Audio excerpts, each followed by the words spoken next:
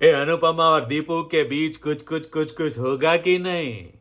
Anupama America में है ये जानने के बाद अनुज श्रुति से शादी कर पाएगा कि नहीं, और किंजल और अनुपमा की मुलाकात होगी कि नहीं।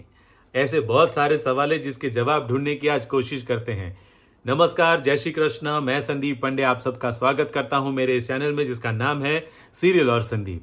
आप सभी का स्वागत है। आपने अभी तक मेरे चैनल को सब्सक्राइब नहीं किया है तो कृपया कर लीजिए ने, बेल आइकन को दबा दीजिए ने, ताकि क्या है आपको हमारे वीडियो के नोटिफिकेशंस मिलते रहेंगे और आप सीरियल के मजेदार टर्न्स और ट्विस्ट वाले एपिसोड पाते रहेंगे।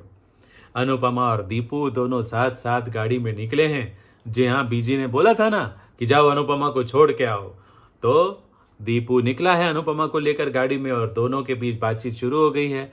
और जैसे अनुपमा को पता चला कि दीपू जो है वो एक्स मिलिट्री ऑफिसर है, तो उसने तो सलाम ठोक दिया, जय हिंद बोल दिया। और दीपू अनुपमा के इस अंदाज को देखकर, उसकी बातों को सुनकर एक बार फिर इम्प्रेस हो गया है। वाह वाह वाह वाह वाह। और दूसरी तरफ अनुज ने देविका को फोन लगा दिया है। जैसे ही श्रुति और आद्या घर से बाहर निकले, उसने फौरन फोन उठाया और लगा दिया किसको? देविका को। देविका ने बहुत गाली सुनाई पहले तो अनुज को, हाँ, और फिर बाद में अनुज पूछता रहा कि मुझे बताओ अनुपमा कहाँ है, कहाँ है, कहाँ है। तो उसने इतना बता दिया कि हाँ वो अमेरिका में है, लेकिन कहाँ है, किधर है, एड्रेस क्या है, उसका फ़ोन नंबर क्या है, उसको कुछ नहीं बता पाए, क्योंकि उसके खुद के पास भी तो नहीं है ना। और उसके पास जो नंबर था उस नंबर पे तो बात हो नहीं पाएगी, क्योंकि वो तो अनुपमा का सामान चोरी हो गया है। अनुपमा भी याद कर रही थी देविका को कि मैं उससे बात करूं भी तो कैसे, अपने आप को कोस भी रही थी कि अपनी बेस्ट फ्रेंड का नंबर उसने याद क्यों नहीं रखा है, वरना बात हो जाती तो पता चल जाता। तो देविका भी अनुपमा की चिंता कर रही है, अनुज को भी अब अनुपमा की याद सता रही है, क्योंकि वो अनुपमा के बिना रह नहीं सकता है। उसने देविका को फोन में बता दिया कि तुम्हारी दोस्त मिले, तुम्हारी बात हो तो उसको बता देना कि मेरे लिए जीना मुश्किल हो गया है, मैं मर रहा हूं। अब इतना ही मर रहा था तो जब अनुपमा छोड़ के जा रही थी तब रोका क्यों नहीं? और डिवोर्स दे दिया ना उसने। तो डिवोर्स दिया कैसे अगर इतना ही मर रहा था तो? तब जान नहीं निकल रही थी जब डिवोर्स की बात चली होगी। डिवोर्स को एक दिन में थोड़ी ना हुआ होगा, लंबा प्रोसेस चला होगा ना कि अदालत में जाके बोल दिया हमें डिवोर्स है और मिल गए डिवोर्स। नहीं, ऐसे नहीं होता।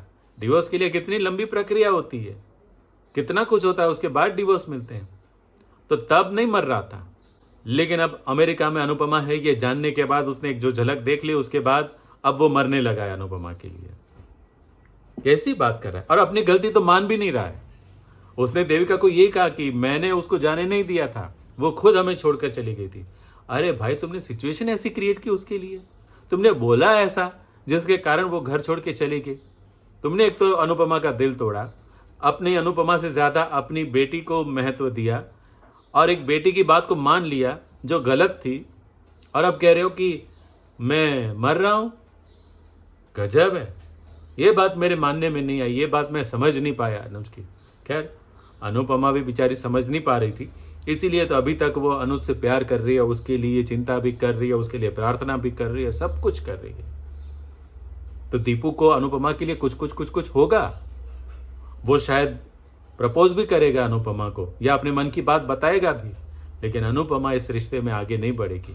अब क्या है, जो 2 बार दूध से जला हो वो तीसरी बार अगर छाछ भी मिले ना तो फूंक फूंक के पीता है।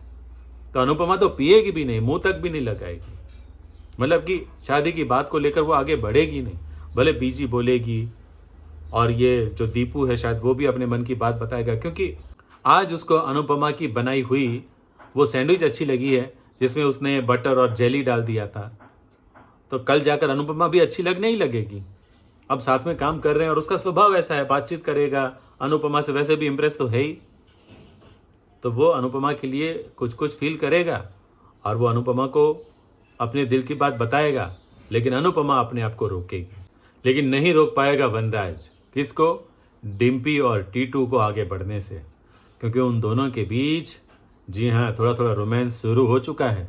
भले पानी पीने के बहाने आधी रात को दोनों किचन में मिले और वहाँ पर आवाज़ हुई, वनराज वहाँ पर आ गया, टीटू खिड़की से बाहर कूदकर चला गया, वनराज ने खिड़की भी बंद कर दी और टीटू छिप गया। लेकिन कब तक? वो दोबारा कोशिश तो करेगा ही, वो डिम्पी को मना कर ही रहेगा। वैसे काव्या ने भी बहुत मनाने की कोशिश की, वनराज को समझाने की कोशिश की कि भाई एक बाप बनकर सोचो, तुम जो पाखी को चढ़ा रहे हो, उसको सपोर्ट कर रहे हो, वो गलत है। अधिक के साथ समझौता कर दो और उसको उसकी बेटी से मिलने दो, कानूनी पचड़े में मत पड़ो। और साथ में डिम्पी के लिए भी बोला कि डिम्पी और टीटू गलत नहीं है, तुम जिस तरह से रोक लगा रहे हो वो गलत है। तब पता नहीं वनराज समझेगा कि नहीं समझेगा, और अगर समझेगा तो कब समझेगा, कैसे समझेगा, ये कहना बहुत मुश्किल है। लेकिन किंजू बेबी ने प्लान जरूर बनाया है अपनी सास अनुपमा को मिलने का, क्योंकि उसको ये तो पता चल गया कि अनुपमा अमेरिका में है। बेटी से ये भी पता चला कि एक लेडी थी जो ऐसे डांस कर रही थी किसी पार्क में, तो वो बेटी को लेकर जाएगी जहां अनुपमा वो म्यूजिकल बैंड के साथ डांस कर रही थी। वहां एक बार फिर अनुपमा डांस तो करेगी और किंजल वहां पहुंचेगी भी सही, लेकिन वो अनुपमा से मिल पाएगी कि नहीं ये कहना मुश्किल है। क्योंकि अभी तो जो आगे देखिए में जो दिखाया है उसके अनुसार तो ऐसा ही लग रहा है कि वो जब तक किंजल पहुंची तब तक अनुपमा वहां से चली गई थी। लेकिन अनुपमा को मिलने के लिए वो छोटी अनु जरूर जाने वाली है। वो अनुपमा को मिलने नहीं जाएगी लेकिन कुछ देखने जाने वाली होगी, लेकिन अनुपमा से दोबारा उसकी मुलाकात हो जाएगी। लेकिन अनुपमा के रेस्टोरेंट में आग भी लगने वाली है। अनुपमा के लिए मुश्किल तो खड़ी होगी, लेकिन अनुपमा जैसे इतने सालों से इतनी सारी मुश्किलों को पार करके निकल गई है, तो ये आग क्या चीज़ है ना? ये आग अनुपमा को नहीं जलाएगी। हाँ, अनुपमा से जलने वाले लोग बहुत होंगे।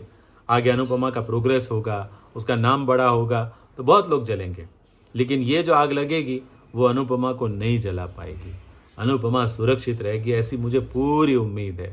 हाँ, और इस हादसे के बाद हाँ कुछ तो होगा कहानी में, ऐसा ट्विस्ट आएगा जो बहुत मज़ेदार होगा। बाकी क्या क्या होगा हम आपको बताते रहेंगे ना, आप देखते रहिए हमारे वीडियोस। आज का ये वीडियो अच्छा लगा हो तो लाइक कीजिए, शेयर कीजिए अपने दोस्तों के साथ, और हाँ सब्सक्राइब करना मत भूलिएगा। जय श्री कृष्ण।